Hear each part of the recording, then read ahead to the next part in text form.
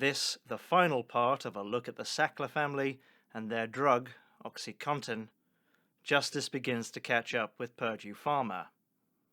But there is no happy ending. Justice is not served. Crime pays for the already rich. Evil triumphs.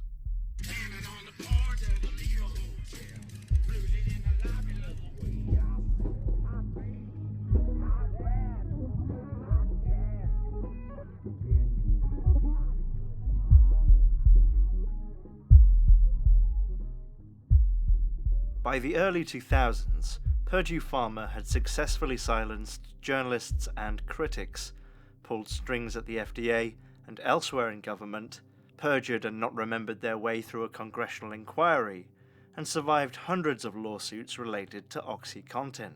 They were on a roll, with over $1 billion in annual sales of the drug, and no one in the justice system seemed able or willing to pursue them criminally. But the Sacklers in control of Purdue were either planning on inflating their exit checks and calling the whole thing quits, or were short-sighted in pursuing Oxycontin as much as they did. Addiction to Oxycontin, that addiction in turn leading to people using heroin or being unable to live normally, and the criminal and social problems that inevitably surround such potent addictions, did not affect a small corner of anything. The social fallout of Oxycontin being so massively malprescribed began spilling out of peripheral view. Surely, with an increase in opioid addiction and related crime, an investigation was inevitable. Believed to be linked to a series of Oxycontin burglaries. A highly addictive and potent prescription painkiller is flying off store shelves. There's more drug in circulation. And talking to the prosecutors, recognizing they had prosecuted doctors and nurses and street dealers and users, but there was a broader question: how did this happen so quickly? John Brownlee was a U.S. attorney for the Western District of Virginia, appointed by George W. Bush in 2001. In his first year on the job, the state of Virginia was in the midst of a crime wave. Prosecutors were flooded with cases against doctors, pharmacists, black market dealers, and pharmacy robbers, and almost every case seemed to connect back to Oxycontin. When Brownlee's office indicted a local doctor, Cecil Knox, for running a pill mill, Brownlee learned that the doctor had a side gig as a paid speaker for Purdue Pharma. Two U.S. attorneys under Brownlee, Rick Mountcastle and Randy Ramsire, sent a subpoena to Purdue headquarters in Connecticut in December 2002. The subpoena demanded that Purdue hand over company records on manufacturing, marketing, and distribution of Oxycontin. Purdue responded by sending millions and millions of pages, perhaps out of the goodness of their hearts, thought no one. Mountcastle and Ramsire were prepared for this and tackled it systematically, scanning each page that arrived and entering it into a database. As they poured through the documents, they would send new subpoenas requesting ever more specific information. Mountcastle knew that they were going up against an army of corporate lawyers, and he worked to keep them on their toes. He would get up at 4 a.m. on Sundays to send paperwork to Purdue, hoping to make it look as though they had people working around the clock on the Purdue case. Over the grey sea, past the dead forest, up the steps to Fortress Purdue, Howard Udell fought the case with his usual tactics. He hired Howard Shapiro, a powerful Washington lawyer who was formerly general counsel for the FBI. Mountcastle was reportedly deeply troubled by this. He was cynical of the revolving door in Washington, where regulators frequently went to work for the companies that they were meant to regulate. Shapiro reached out to Deputy Attorney General James Comey, one of the most powerful people in the Justice Department, asking him to rein in the Western District of Virginia.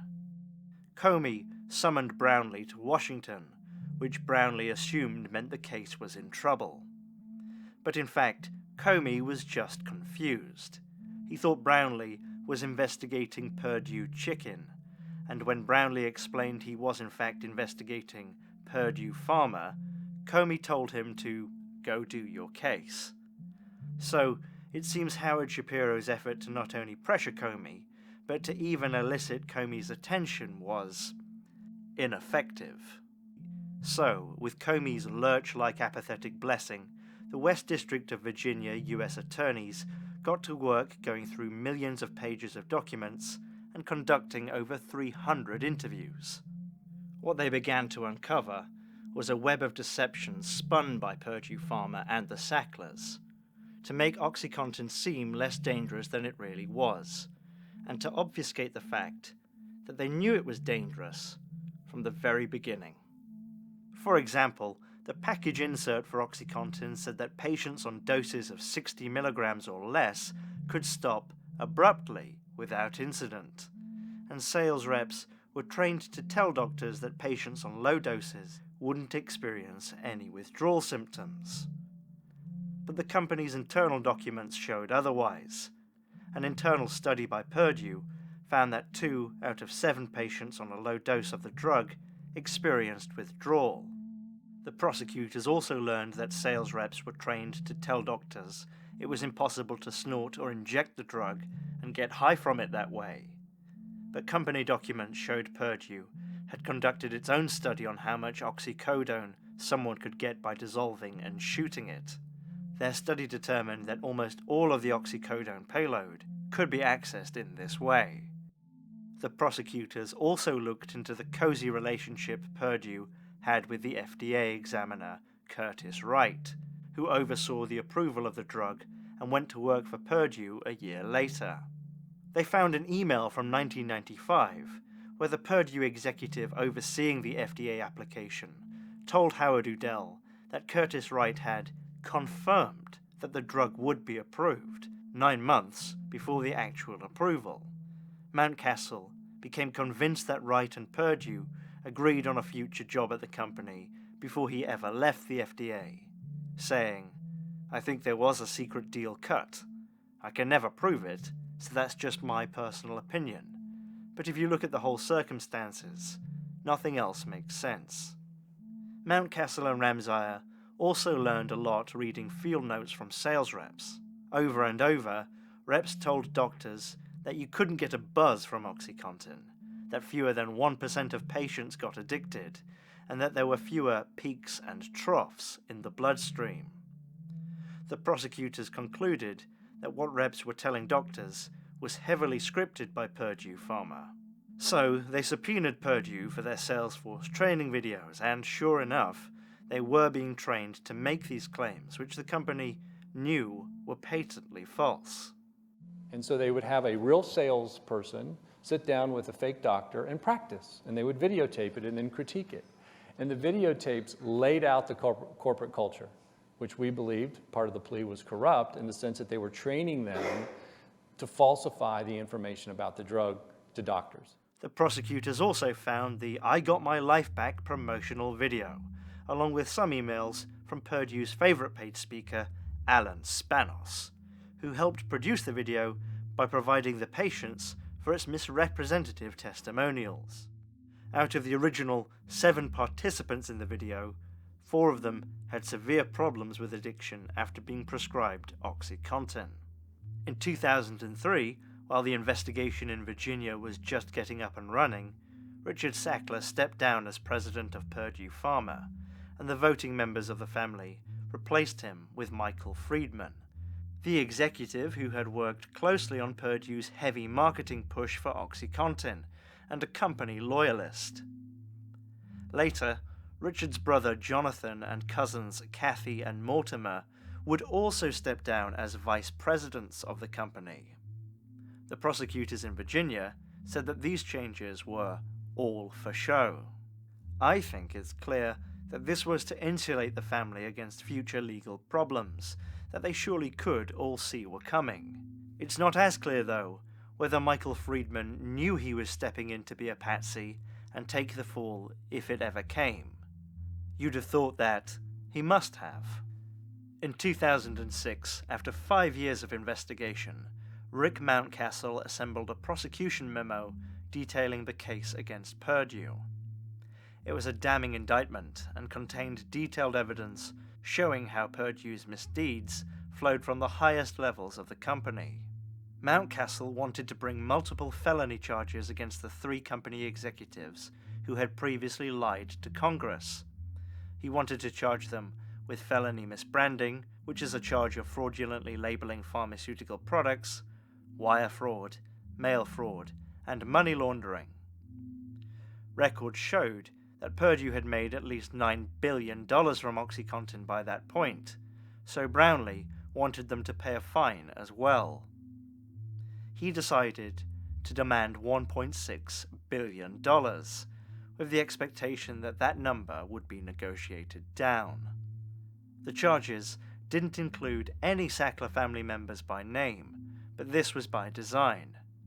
The U.S. attorneys thought it would be easier to first charge Udell, Friedman, and Goldenheim, then threaten them with prison time in order to flip them against the Sacklers and become prosecution witnesses. Before the charges against the executives could be approved, the cases would need to be sent for review at the Department of Justice in Washington. There, it was reviewed for 10 days by a Justice Department attorney named Kirk Ogroski.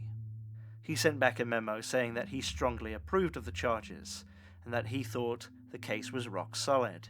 He also emphasized that the case should move forward as quickly as possible because Purdue was making over $100 million per month in sales and would have a direct financial incentive for seeking an extension. Purdue, of course, had absolutely no intention of seeing this play out in a courtroom. If the case actually went to trial in the Western District of Kentucky, it would be very difficult to find jurors who weren't affected by it in some way. And the evidence against the 3 executives was so robust, it was pretty much a guarantee that they would be convicted. But the executives didn't flip. Instead, Purdue once again tried to go over the heads of the prosecutors. In October 2006, Brownlee got a phone call informing him that Purdue's defense team had set up a meeting with the Office of the Assistant Attorney General for a briefing on the case. This was, suffice to say, extremely unusual. Purdue had essentially arranged a meeting with Brownlee's bosses behind his back. So Brownlee, Mountcastle, and Ramsier traveled to Washington for the meeting. Udell, Friedman, and Goldenheim were there, along with Howard Shapiro, Mary Jo White, and a team of Purdue attorneys. The meeting was run by Assistant Attorney General Alice Fisher, along with several other officials, including her Deputy Chief of Staff, Rob Coughlin, who would later be convicted of a felony charge related to the Jack Abramoff scandal. The Purdue lawyers put on a little presentation for the meeting, where they claimed that Brownlee and pals were overreaching by going after Purdue.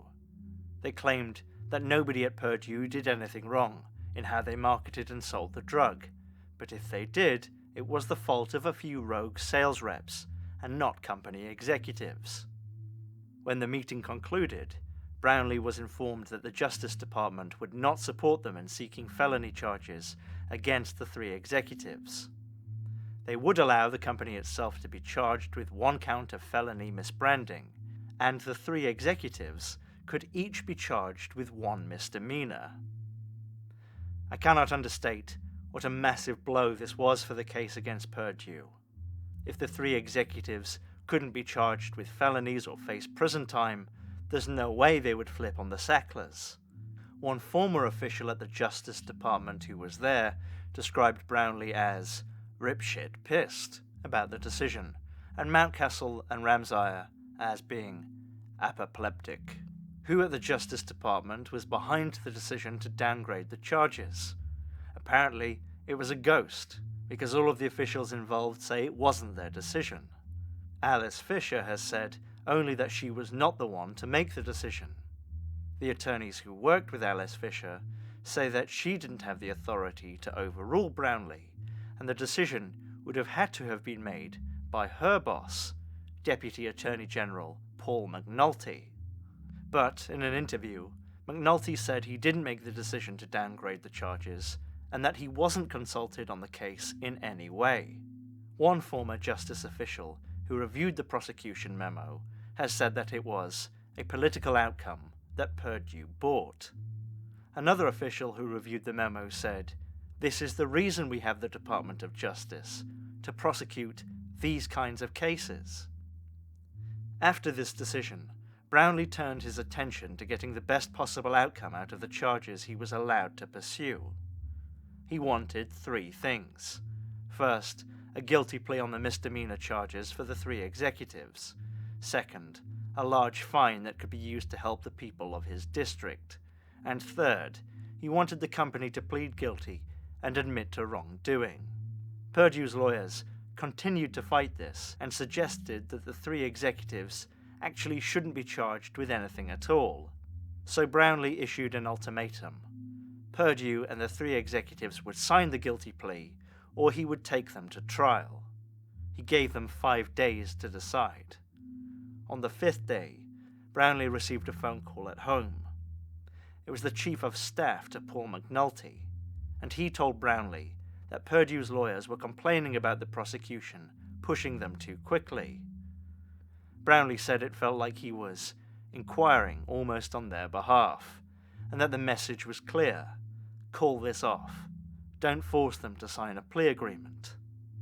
We know now that Paul McNulty himself had received a call from Mary Jo White and told his chief of staff to call Brownlee and see if he can accommodate her. Brownlee refused to back down and made it clear that the case was moving forward. Later that night, he learned that Purdue and the 3 executives would sign the plea agreement. In the final agreement, Purdue as a company would plead guilty to 1 count of felony misbranding. Udell, Friedman, and Goldenheim would each plead to a misdemeanor count of misbranding. The executives would get 3 years of probation, 400 hours of community service, and be banned from doing any business involving tax-funded healthcare programs, such as Medicare, for a period of 20 years. They would also get a total of $34 million in fines, which would be paid by Purdue. Purdue itself would pay a fine of $600 million. About a week later, the Bush administration put together a list of U.S. attorneys who were going to be fired for being insufficiently loyal to the administration. This would turn into a bit of a scandal, because federal prosecutors are not meant to be political in nature. Before Brownlee was actually fired, a congressional inquiry was opened into the matter. Brownlee would testify that he was sure his name ended up on the list for going after Purdue Pharma. He ended up retaining his position. Udell, Friedman, and Goldenheim traveled to Abingdon, Virginia, for official sentencing. People from around the country who had been impacted by the opioid epidemic came to the courthouse, where the judge allowed victims the chance to speak before sentencing. And many begged the judge not to accept the plea deal, insisting that the executives belonged in jail. In the end, they got the deal they had agreed to in the plea. No jail time, community service, a fine. Of course, there's more. If Purdue Pharma pled guilty to a felony charge, then government programs like Medicare would have been barred from doing business with them. So, somehow, the company managed to work out a special deal. Instead of Purdue Pharma taking the felony charge, that charge would be applied to Purdue Frederick, the old laxative company that they owned. Purdue Frederick would take the felony charge and die, so that Purdue Pharma could live on and keep selling Oxycontin, even though Purdue Frederick had virtually nothing to do with the making of Oxycontin. Shortly after the guilty plea, the Sacklers voted to pay Friedman $3 million and Udell $5 million. Then they voted to pay themselves $325 million. According to former employees, the $600 million fine meant nothing to the company, and that's evident in the next steps taken by Purdue. 2007, when they were convicted, they were placed under a corporate integrity agreement for 5 years. It means they had an inside monitor inside Purdue that was supposed to monitor their activity. Okay. You will see that in 2009, according to the complaint, they were right back at it. Following the end of the Virginia criminal case, Oxycontin sales continued to increase, reaching a new high of $3 billion. The company had signed an agreement to improve its conduct as part of the plea, but in fact they continued to engage in exactly the same activities that had just gotten them in trouble. In 2008, there was an organized crime ring in Los Angeles that operated out of a clinic called Lake Medical. Members of the group would round up homeless people and pay them $25 to come to Lake Medical, where the doctor would write a prescription for the highest dosage of Oxycontin. Then, they would escort that person to a pharmacy to fill the script, which the crime ring would sell on the black market. Purdue's IMS system tracked enormous quantities of pills being prescribed at the clinic. When a sales rep visited the clinic, she felt unsafe and decided to leave without speaking to the doctor. She wrote to a compliance official at Purdue, "I feel very certain that this is an organized crime ring. Shouldn't the DEA be contacted about this?" The compliance official responded that Purdue was considering it. The company also received complaints from pharmacists around Los Angeles about the same pill mill, but the company never reported it. The clinic would eventually get shut down only after police received tips from the local community. An investigation by the LA Times found that the clinic had shifted over 1 million Oxycontin pills to the crime ring in the 12 years between the sales rep's complaint and the clinic actually shutting down. It's still unclear exactly how many of these pill mills were operating all across the country.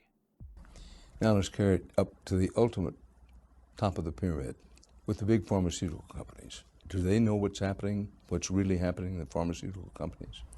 Well, sure they do. I mean, they're in the business of selling pills. Oxycontin sales continued to be strong in the years after the Virginia case, and the family turned its collective worry to the next patent cliff. Oxycontin's renewed patent was set to expire in 2013. Some executives at the company tried telling the Sacklers that it was the time to move away from opiates, but by then the Sacklers weren't interested in selling anything else. They slashed spending on research and development, and in 2010 came up with a plan for the company to pay out $700 million to the family each year for the next 10 years. It's obvious what they were doing, pulling as much money as possible out of the company over time while they could, in case anything went wrong and the company went down. Jonathan Sackler would later call this strategy more of a milking program than a growth program. Richard Sackler himself wanted to reinvest more money in the business, it seems, but was outvoted on the board. The A-sides, Mortimer's children, were the most interested in pulling money out. Maybe they saw the writing on the wall before Richard did. In 2010, Mortimer Sackler died. There were glowing obituaries in the media referring to his philanthropy and rarely mentioning anything about Oxycontin. Almost like it was a shameful thing.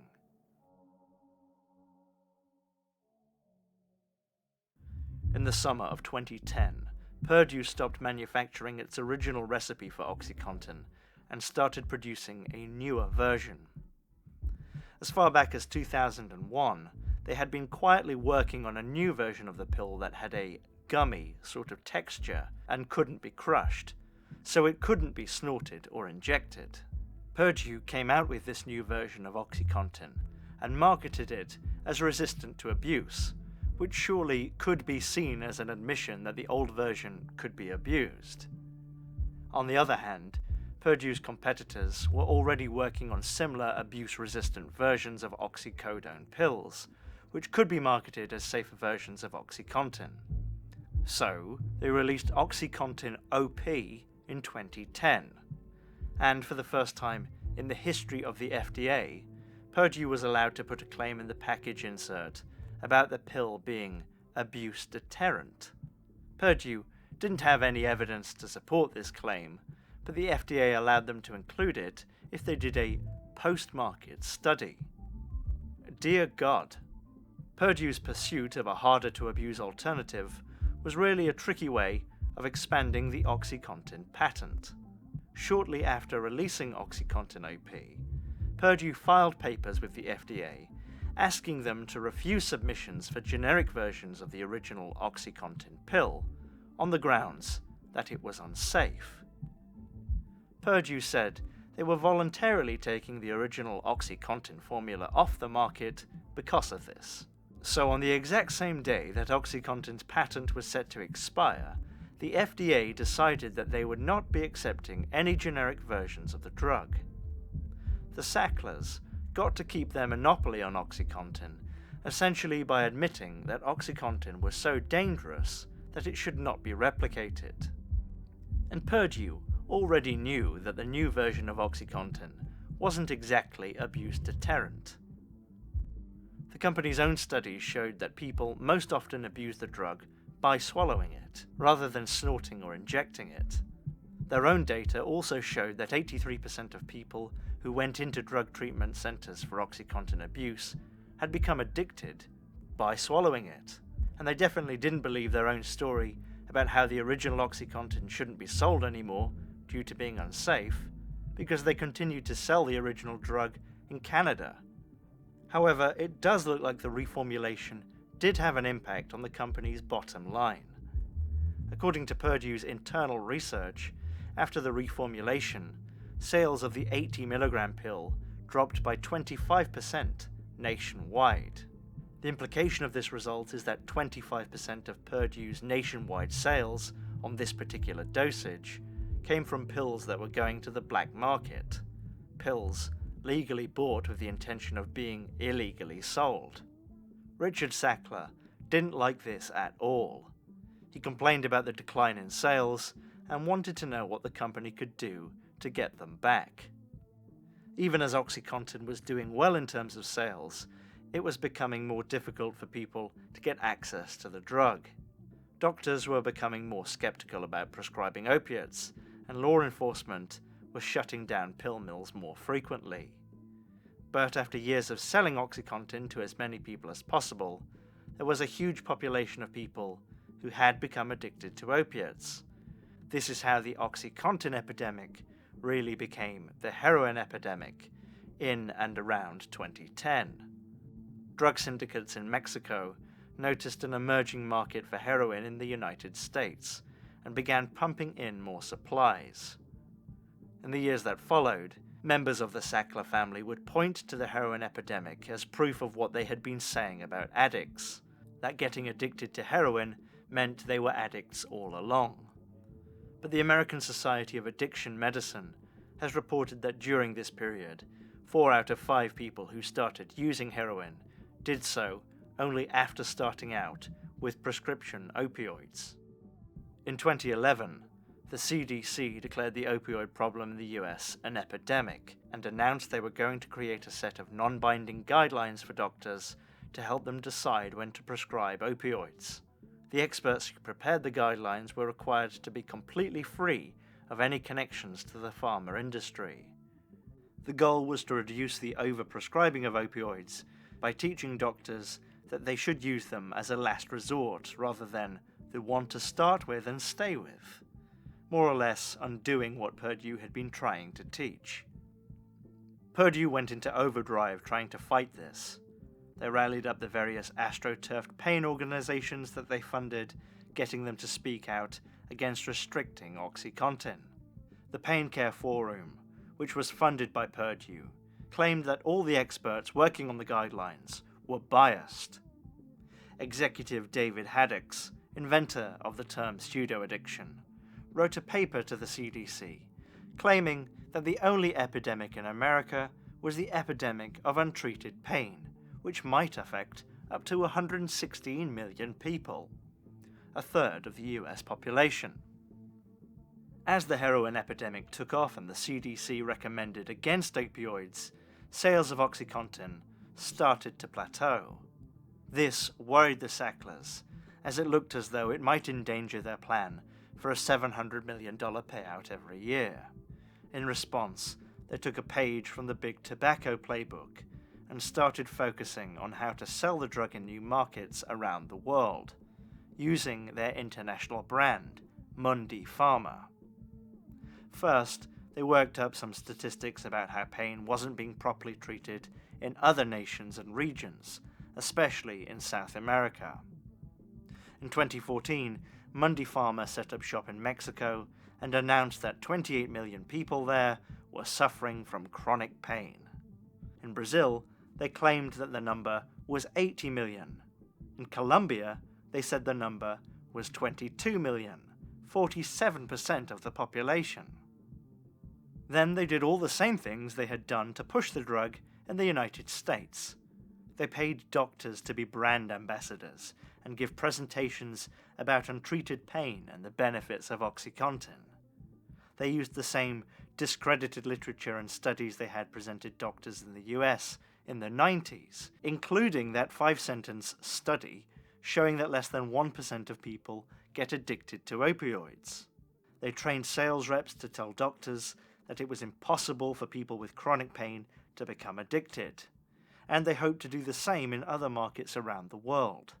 They were especially interested in China, hoping that it would overtake America as the #1 market for opioids by 2025. There were some people within the company who tried to push back against this strategy. In early 2015, the Sacklers hired a new CEO, Mark Timney. He previously worked at Merck and was an outsider who didn't have any personal loyalty to the Sackler family. On arrival, he said his goal was to change the corporate culture. He wanted the company to move away from opiates and become a larger brand, with less direct interference from the Sacklers. He lasted almost 4 years. Later in 2015, the state of Kentucky sued Purdue Pharma. The entire state had been ravaged by addiction. The state attorneys teamed up with private attorneys in going after Purdue in a move of rare focus. One of Purdue's first actions was to try and get the case moved. Purdue's lawyers did a demographic survey of Pike County, where the trial was set to take place, and found that 29% of residents said that they knew or had a family member who knew someone who had died from Oxycontin. In addition, 70% of residents described Oxycontin's effect on their county as devastating. It's just like the pharmaceutical companies, billion-dollar industry. They find depressed areas and they know what's people there got problems, and then they introduce them to this and that, pills and drugs of any type, and that's what they do. Purdue submitted this information to the court to show that they wouldn't get a fair trial in Pike County. Which, if I'm being cheerful, is kind of funny, isn't it? I mean, if you're being cheerful, all of this is kind of funny. Ha ha ha. Ha ha. The judge denied the request to change venue, which didn't bode well for Purdue. The Kentucky lawyers also wanted Richard Sackler to be deposed, which had never happened before in any of Purdue's legal proceedings. The Sacklers had always worked hard to keep themselves out of these cases, and their lawyers fought tooth and nail to stop it from happening. But the judge ordered that Richard be deposed, and this is where all 8 hours of this extremely tedious footage comes from. Kentucky prosecutor Mitchell Denham and personal injury attorney Tyler Thompson would lead the questioning.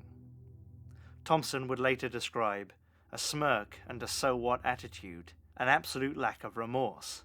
Throughout the questioning, Richard tries to minimize his role in the company, saying he was only involved at a supervisory level.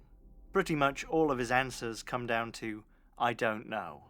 These prosecutors had been quietly looking into this case for 8 years, and had millions of pages of evidence, and much like the prosecutors back in Virginia, they felt they had a very strong case. But before they could take it to trial, a settlement was reached. Purdue had originally offered $500,000 to settle, but eventually agreed to pay $24 million, virtually nothing to them. Also as part of the settlement, Purdue did not have to admit any wrongdoing. They also insisted on a special provision in the settlement that all of the evidence in the case be sealed from public view forever. This included millions of pages of documents and the video deposition of Richard Sackler. Denham, the prosecutor, later commented, "That's the main reason these folks don't go to trial. All these documents could end up in the public record." Within the company itself, dissent seemed to be growing among rank-and-file employees after the Kentucky settlement. There were two factions emerging: the Sackler loyalists, who had been there forever, and newer employees who had come in with Timney, the new CEO. This new generation of employees seems to have tried to change things at Purdue, but any attempts to get either the Sacklers or the company to address the opioid crisis was crushed. The Sacklers wanted to stay away from any notion they were or would ever admit to the slightest wrongdoing. Richard became obsessed with the PR surrounding Oxycontin and Purdue, and increasingly his family name, so much so that his staff had to change his Google alerts so that he'd only see positive stories. But there weren't so many. In 2017, both the New Yorker and Esquire published articles that focused directly on the Sackler family and the roles they played in Purdue's Oxycontin strategy. In March of 2018, there was quite a high-profile protest in the Sackler wing of the Metropolitan Museum of Art. The event was organized by photographer Nan Goldin, who started an anti-opioid group called Prescription Addiction Intervention Now, or PAIN, after being addicted to Oxycontin from 2014 to 2017. Dozens of protesters entered the Temple of Denda in the Sackler wing and chanted, "Shame on Sackler," while hurling prescription bottles that read, "Oxycontin, prescribed to you by the Sacklers," into the wing's reflecting pool. They finished by laying on the floor and pretending to be dead, then marching out chanting, "Sacklers lie, people die." Even more bad press. The New Yorker reported that Purdue had sought permission to sell Oxycontin to children as young as 11. The Sacklers fired back. One of their lawyers wrote a letter to the paper claiming that Purdue did get approval to market the drug for children, but only because the FDA required them to perform clinical trials to see if the drug could be used for kids. The lawyer claimed that Purdue never intended to market the drugs to kids. Internal company documents would later show that Purdue officials were actually very much pursuing the idea, but mostly as a way to try and extend the patent of the drug. If they got a pediatric indication on Oxycontin, they could extend the patent for an extra 6 months, worth about $1 billion in revenue. An executive at the time concluded that it was worth the bad optics. Really, that should have been the company's motto. Things got so bad that Arthur's daughter, Elizabeth Sackler, who never had a role at Purdue, came out with a statement admonishing the company.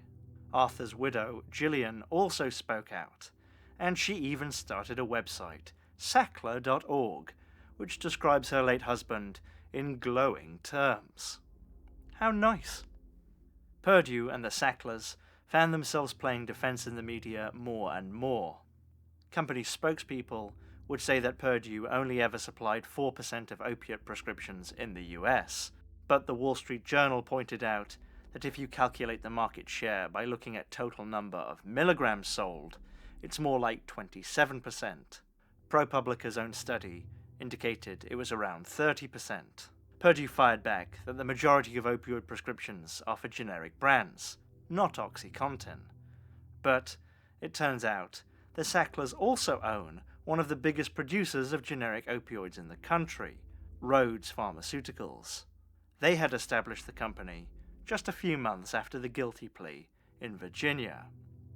By 2018, there were over 2,000 lawsuits against Purdue and other companies, and they had to be grouped together in multi-district litigation, in which all of the separate lawsuits from around the country would be transferred to one court. Judge Polster urged both sides to come to a settlement quickly instead of fighting out each of the cases one by one, so communities could get some relief as quickly as possible. He pointed out that 50,000 American citizens were dying from opioid use every year, and that 150 Americans would die that day. But Purdue worked very hard to discredit the suit. They hired a PR firm that specialized in opposition research to try and discredit the lawyers involved. One of their ideas was to create a website called LearJetLawyers.com to blast the plaintiff trial lawyers. The PR firm also worked with a writer at the Wall Street Journal on a piece criticizing the lawsuits. By all accounts, the Sacklers were actually panicking at this point. Around the country, people were calling on universities and museums to stop accepting money from the Sackler family. A transcript of Richard's deposition in Kentucky got leaked to the press, and there was anger over how callous he appeared. The Sackler family was soon ostracized by their high society friends as well, according to reports. Nobody wanted to be anywhere near them at their fancy dinners and events anymore. They seemed to be no longer untouchable, but now untouchable. Even Sacklers who weren't involved with the company were getting heat from all this. Richard's niece, Madeline Sackler, chose to use her family's money to become a filmmaker. She made a documentary called It's a Hard Truth, Ain't It?, which follows inmates at a prison in Pendleton, Indiana. Many of the inmates were in for drug charges. When the film debuted at the Tribeca Film Festival in 2018, Nan Golden came to the screening with some protesters. They entered separately and sat in the audience, pill bottles in hand, waiting for the Q&A with Madeline. But someone got wind of the stunt, because security came to escort Golden out of the theater. Later, a journalist from The Guardian asked Madeline Sackler about getting rich from Oxycontin and whether she had a problem with that.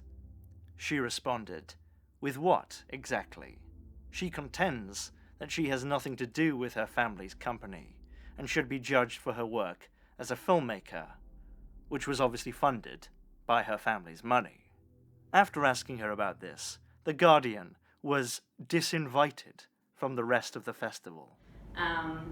So Tribeca kicked out an actual artist making pertinent, important points, and then kicked out a journalist for asking questions, all for the benefit of, and to protect the feelings of, the daughter of a drug lord. What a class act. As the pressure intensified, the Sacklers began stepping down from the board of directors one by one, starting with Richard. Purdue announced that they would lay off half of the sales force and stop promoting the drug to doctors. Internally, the company had decided that Oxycontin would continue generating hundreds of millions in sales, even without a sales force. In the summer of 2018, they got rid of the sales force entirely. In January of 2019, the Sacklers were dealt a blow. The Attorney General of Massachusetts, Maura Healey, filed a lawsuit against 8 of the Sackler family members who had served on the board of Purdue. Until that point, none of the lawsuits against the company had been able to target the Sacklers directly. The multi-litigation suit amassed over 12 million documents relating to Purdue that were sealed from the public, and Healey requested access to these documents. As her team poured through them, they found an abundance of evidence that Richard and the other Sackler board members were deeply involved in the operations of the company. The Sacklers had been claiming for years that they were not involved in the day-to-day operations, but now there was evidence that directly showed the opposite. The company revolved entirely around the family's wishes. Healey added all of this to her legal complaint, which would be made public. Purdue's lawyers tried to get the information redacted, but the judge in Massachusetts wasn't having any of it. The 274-page complaint came out and was full of damning information about how the Sacklers were directly involved in all of the bullshit Purdue had been doing over the years, and it also revealed that the Sacklers knew as early as 2007 that with all the lawsuits against them, it was only a matter of time before one got through to the family. So they began to siphon money out of the company and move it to offshore bank accounts. It essentially looks as though they knew that their company wouldn't last forever if they continued to sell Oxycontin, so they decided, more or less, to strip it. From 1997 to 2007, Purdue had distributed $126 million to the Sackler family. Beginning in 2008, after the guilty plea in Virginia, they started distributing billions. Still, the Sacklers continued to fight, quietly reaching out to powerful friends for help. Mortimer Jr. approached Michael Bloomberg, an old family friend, for advice. Mortimer Jr. also tried to get a meeting with George Soros for advice, but he declined. But things were only getting worse in the media. When John Oliver decided to do a piece on the Sacklers, the family found out about it in advance and again panicked. Mortimer Jr.'s wife, Jacqueline, had family representatives contact the producers of the show to try and get a private meeting with John Oliver personally. He declined as well. Not Soros, not Oliver. That's weird. Jacqueline angrily emailed other members of the family, which I think is worth bringing up because it really provides quite an insight into how out of touch and self-centered these people are.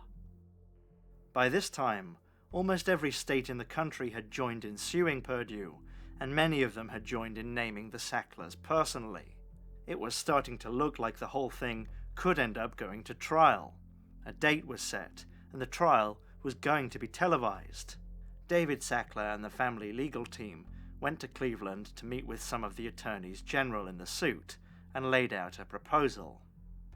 Purdue Pharma would go bankrupt and then be turned into a public trust to address the opioid epidemic, and the Sacklers would make a large donation to the trust.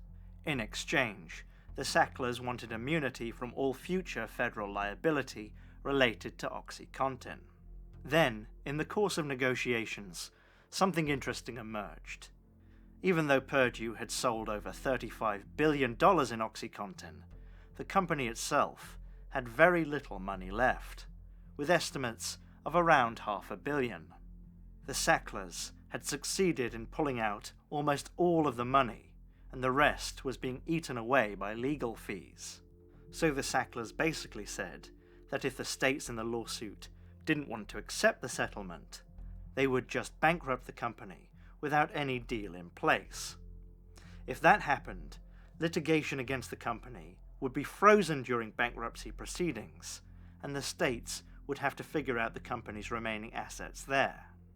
At that point, the negotiations broke down completely, and shortly after, Purdue did indeed file for bankruptcy.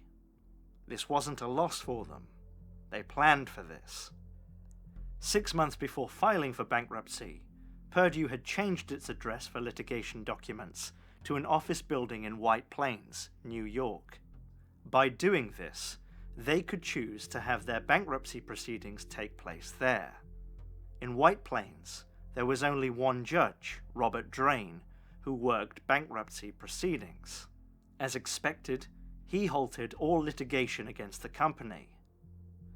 The state attorneys involved in the lawsuit against Purdue and the Sacklers felt that they should be able to keep suing the Sacklers individually, since they, as individuals, were not filing for bankruptcy.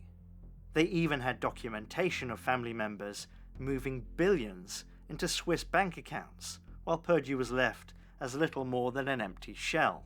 In total, the family had removed an estimated $10 to $13 billion from the company over the previous decade. But Purdue made a special appeal to the judge, arguing that the Sacklers were inextricably entwined with lawsuits against their company. They said they were still willing to follow through with their settlement offer in the multi-state lawsuit against Purdue, but that if the judge allowed the lawsuits against the individual family members to continue, they might be unwilling to follow through with the settlement they proposed for Purdue. Essentially, they wanted the judge to release the individual family members from the litigation. Interestingly, that judge has a history of doing the same thing in other bankruptcy proceedings. It's been speculated that this is the reason Purdue chose to file bankruptcy in this town with this judge. And I mean, there must have been some reason, right? In October 2019, Judge Drain sided with the Sacklers. The family members would receive the protections of bankruptcy even though they weren't personally filing for bankruptcy, so the lawsuits against the family itself were halted in addition to those against Purdue. In the end, Purdue's creditors, including the various lawsuits against the company, would be left to fight over the $1.5 billion the company had left in cash and assets. One of the lawyers suing Purdue during this time said they felt the proceedings had a collusive atmosphere. Everybody seemed to know everybody on both sides. Purdue's newest board chairman had been a friend of Judge Drain for years. A victim compensation expert who was appointed to be one of the mediators in the bankruptcy had even previously worked for Purdue and been paid around $12 million. The judge set a deadline of July 30th for all claimants against Purdue to submit paperwork to become creditors in the bankruptcy. Just before the deadline, the Department of Justice submitted its own claim, suggesting that the federal government itself might be a claimant in the bankruptcy. But it turns out, behind the scenes, Mary Jo White and other Purdue lawyers had been talking to the Trump administration for months. At the DOJ, prosecutors who were pressing cases against Purdue were pressured by political leadership to wrap up their cases before the 2020 presidential election. Somewhere in the Trump administration, a decision had been made to wrap this thing up quickly and gently. Trump's Deputy Attorney General Jeffrey Rosen held a press conference where he announced a global resolution of the federal lawsuits against Purdue and the Sacklers.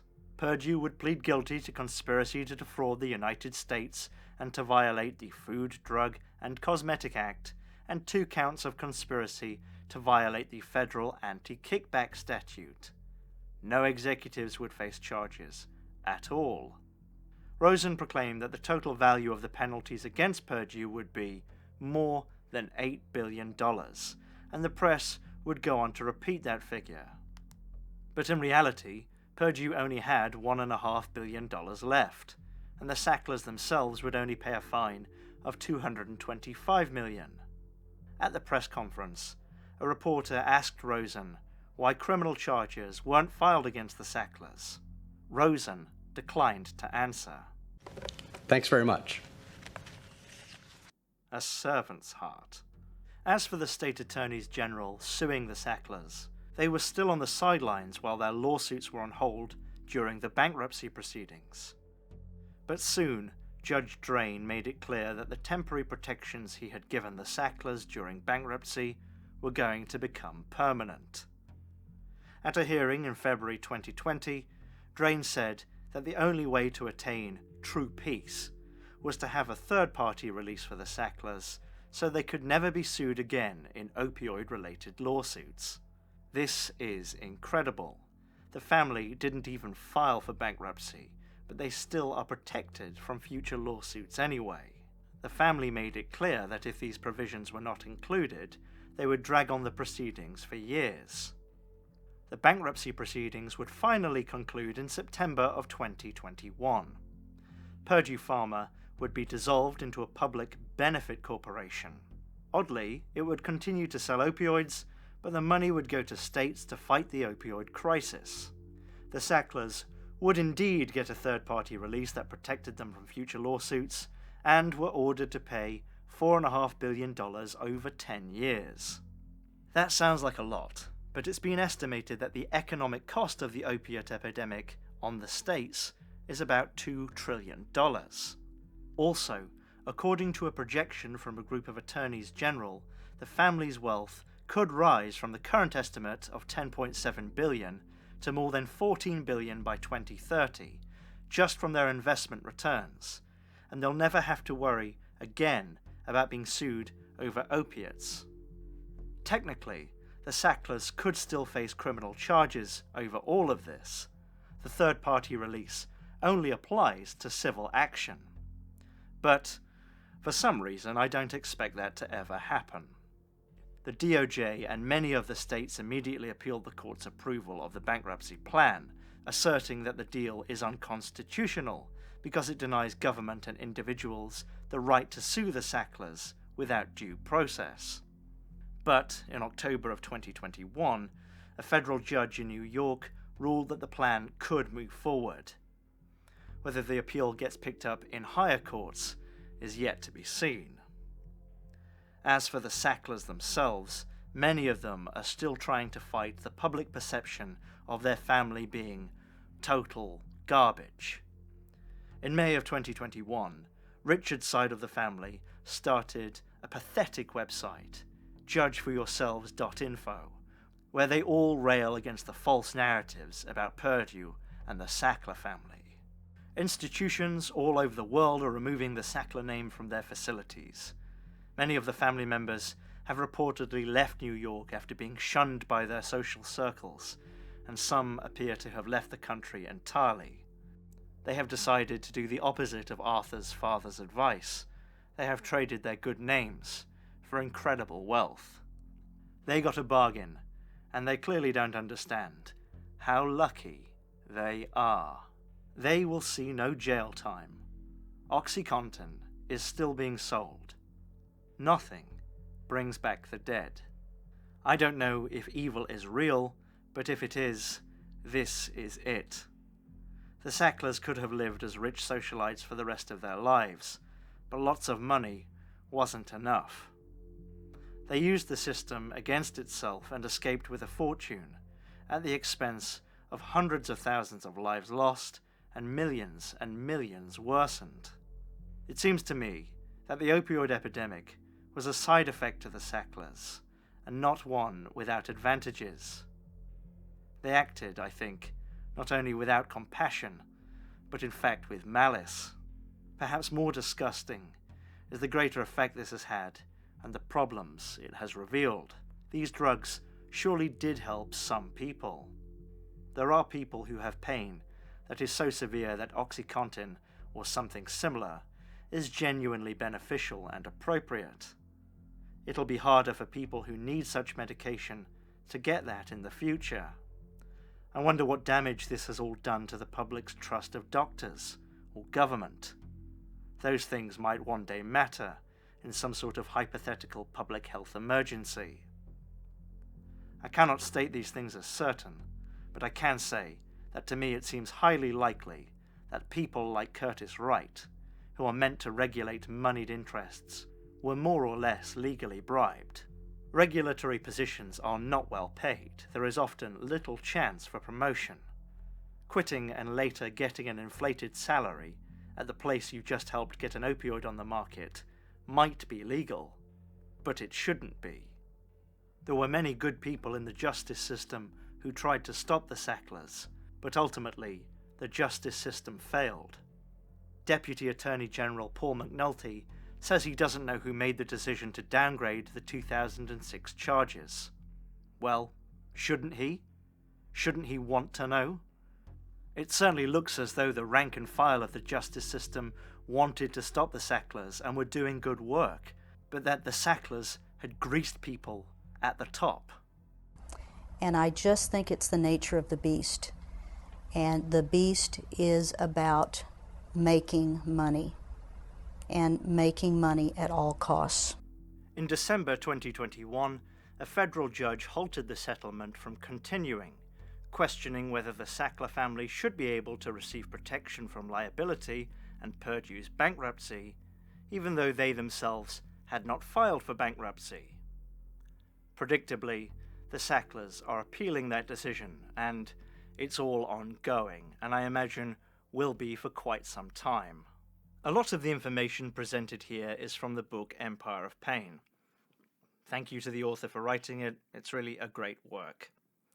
One of the things the author goes into is during the trial of Goldenheim, Udell, and Friedman, the judge received hundreds, maybe thousands of letters from their colleagues, friends, family members, seemingly anyone. And the general gist of these letters was, please take pity. These men aren't criminals. They're not the sort of people who belong in jail. Well, research has shown us time and time again that white-collar crime, executive-level crime, is really hampered by a legitimate threat of jail. They're the exact sort of people who don't do crime if they think that they might go to jail. And secondly, they belong in jail. As for the Sacklers, they could give all their money back. They could be penniless, and that isn't enough. That isn't justice. You don't go to a heroin dealer and say, "Stop selling heroin, give us half of your money, fuck off." And they're way worse than heroin dealers. Anyway, thanks for sticking through this. I know it's been depressing. I can't promise that the next video will be less depressing. So, I'm going to go and punch a mattress now. Like that. Because I'm going to be laying on it. And then I'll pass out. Thanks for watching. Don't let the bastards grind you down.